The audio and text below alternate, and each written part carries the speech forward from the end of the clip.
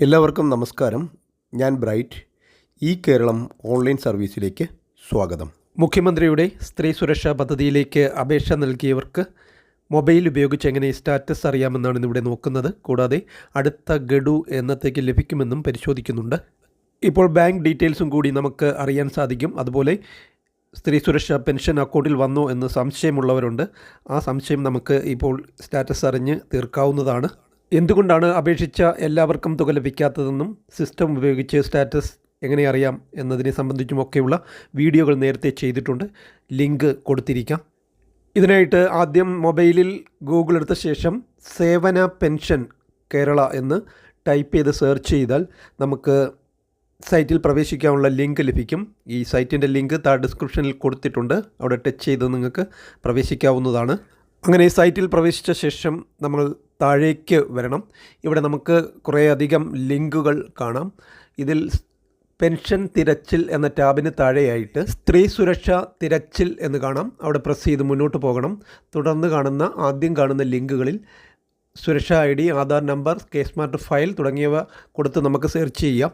നമ്മളിവിടെ ചെയ്യേണ്ടുന്നത് രണ്ടാമത് കാണുന്ന ആ റൗണ്ട് ടച്ച് ചെയ്ത് എനേബിൾ ആക്കണം. അതിനുശേഷം താഴെ സ്ത്രീ സുരക്ഷാ പദ്ധതിയിലേക്ക് അപേക്ഷിച്ച അപേക്ഷകയുടെ ആധാർ നമ്പർ അവിടെ ടൈപ്പ് ചെയ്ത് കൊടുക്കണം. തുടർന്ന് തൊട്ട് താഴെ ക്യാപ്ച നമ്പറുകൾ കൊടുത്തിട്ടുണ്ട്. എന്താണോ കൊടുത്തിരിക്കുന്നത് അത് അതേപോലെ അവിടെ ടൈപ്പ് ചെയ്ത് കൊടുക്കണം. അതിനുശേഷം താഴെ കാണുന്ന തിരയുക എന്ന ലിങ്കിൽ പ്രസ് ചെയ്ത് കൊടുക്കുകയാണ് ചെയ്യേണ്ടുന്നത്.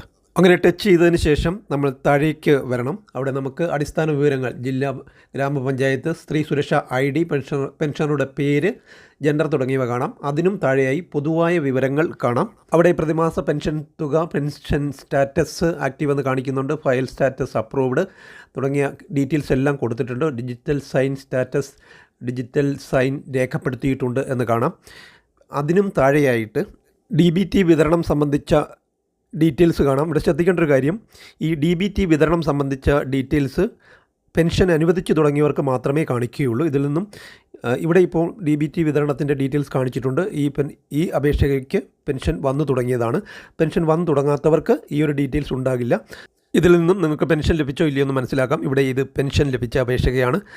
മുകളിൽ പെൻഷൻ ലഭിക്കാത്തവർക്കും പെൻഷൻ ലഭിച്ചവർക്കുമൊക്കെ ഏതാണ്ട് ഒരുപോലെയായിരിക്കും ഡീറ്റെയിൽസ് കാണിക്കുക. അതിനെപ്പറ്റിയൊക്കെ കഴിഞ്ഞ വീഡിയോകളിൽ വിശദമായി പറഞ്ഞതാണ്. ഇവിടെ നമ്മൾ ഈ ഡീറ്റെയിൽസിൽ സ്വൈപ്പ് ചെയ്താൽ DBT reference number, bank, DBT transaction നടത്തിയ മാസം, അതേപോലെ transaction success, amount, UTR number, അതുപോലെ അക്കൗണ്ട് നമ്പറിൻ്റെ അവസാനത്തെ 4 ഡിജിറ്റ് കാണിക്കുന്നുണ്ട്.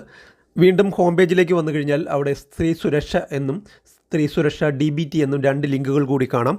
ഈ ലിങ്കുകളിൽ കയറി ഇതിൻ്റെ സ്ഥിതിവിവര കണക്കുകൾ വിശദമായിട്ട് കഴിഞ്ഞ വീഡിയോയിൽ പരിശോധിച്ചതാണ്.